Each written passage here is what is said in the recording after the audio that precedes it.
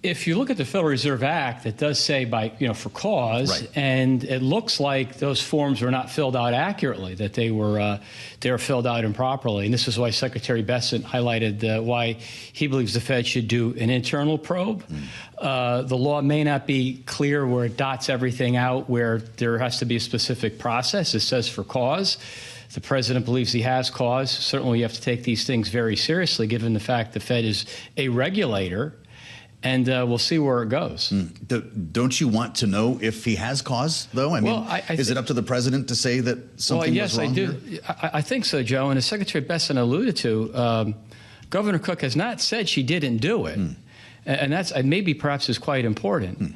The Fed, look, we need trust in government, and the president came in. He wanted to make things more efficient, streamline, get rid of the bloated bureaucracy. We're seeing that. We're seeing government spending slow pretty significantly. We've seen a lot of excess federal jobs go by the wayside.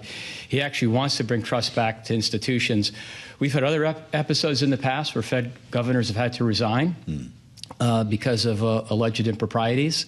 And this one certainly could be quite serious, and it's the president's prerogative, and I believe he has the ability, because, again, it's for cause, and it looks like these things are pretty serious, to basically do what he's doing. The administration willing to go to the Supreme Court on this? Well, we'll see what happens. We have to see how the law plays itself out and going through that process.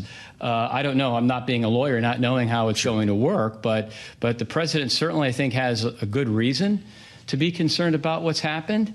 And this notion somehow about Fed independence, remember, whoever is ultimately confirmed for the Fed chair, for Adriana Kugler's position, and possibly Ms. Cook's position, has to go through Senate approval. So this notion somehow that there's a hit to Fed independence is a bit misleading and out of context, because whoever is chosen will have to be vetted properly. And I guess Stephen Myron will have a confirmation hearing next week. Is that what you expect? It's supposed to be moved up, so fingers crossed. Hopefully that happens soon. Did that conversation just get a little more difficult for him? Democrats are going to come out swinging on this, aren't they? Well, the problem is the Democrats have not supported any of the president's picks to begin with, so I'm not sure that really matters. So it's the same prep if you're Stephen Myron. I would think so, yeah. He's got a very good record, and he was already confirmed just back in March. Right. So it's like, what's changed? So I would hope that goes through smoothly and that Stephen gets it. He'd be a great governor. Bloomberg News reporting late yesterday, Bloomberg Scoop, that the president wants to go further and actually start to affect the makeup of the 12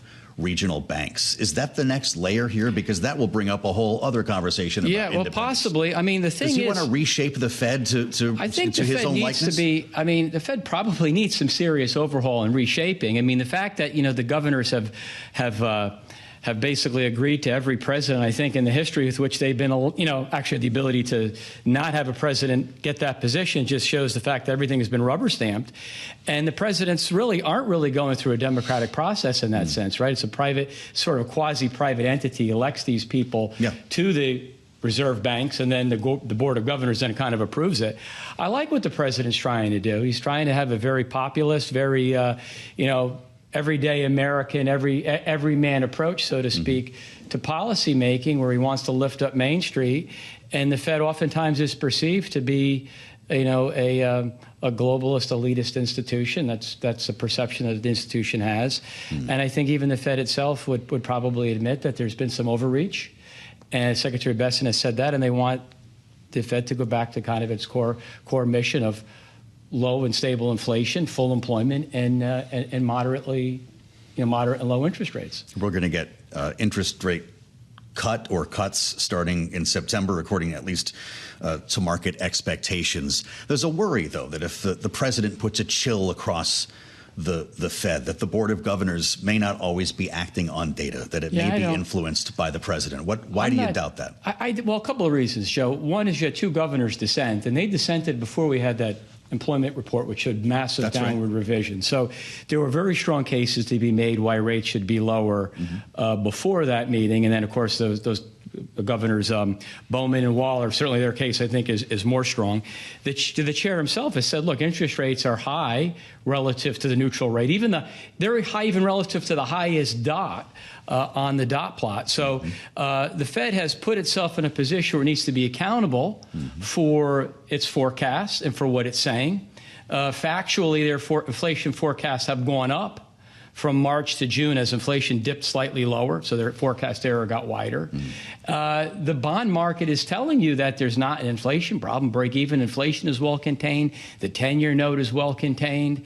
So there's nothing in the markets who are forward-looking that's worried at all about Fed independence. I think the President and Secretary Bessent has been echoing this, really want to bring accountability, get rid of the mission creep, and reevaluate, sort of get back to the basics of what the Fed is supposed to do. I don't look at that as being at all an attack on independence, but rather, okay, let's fix this situation, which had gotten a bit broken over the past dozen and a half years. You mentioned inflation. There are still questions about when this is going to start showing up in consumer data.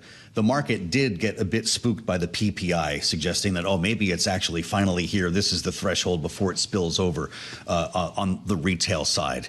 Is that going to happen? And if not, who's eating this? So, the PPI was a bit higher than expected. That was after 5 months of very weak readings. Some of that was in things like retail services, which actually are margins from company to company. The CPI has not shown that inflation. Goods prices since the president took office are down 0.4% annualized. Since April, when all the tariff actually accelerated, inflation is still barely positive.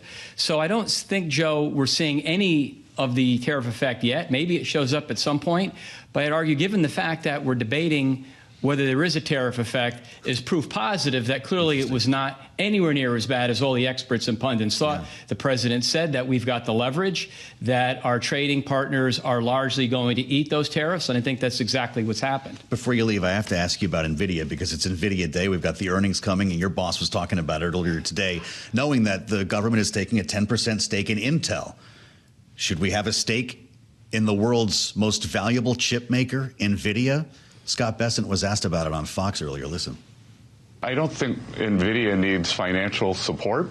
That seems not on the table right now. I don't know if we need to take stakes in defense companies. We'll see whether the defense companies are fulfilling their mission in terms of providing adequate and timely deliveries for the U.S. military. How does in our remaining moment, the conservative Republican inside of you feel about government stakes in publicly traded companies? The Intel is a unique situation because the Science and Chips Act under the prior administration gave significant amounts of money. So you feel like we bought that stake already? Yeah, that stake, and that's why. So I look at Intel as being a very unique case. What about a Lockheed or something else? Well, the secretary has said, look, we'll see what happens. Yeah. He's not made any type of commitment to do that. I think people are conflating Intel, or you thinking that's going to be a blueprint for other places. And I think in this case, Intel is unique because of the grants they were getting, and the administration properly thought that, look, the taxpayer could benefit much more with the upside of actually converted to a non-voting equity stake.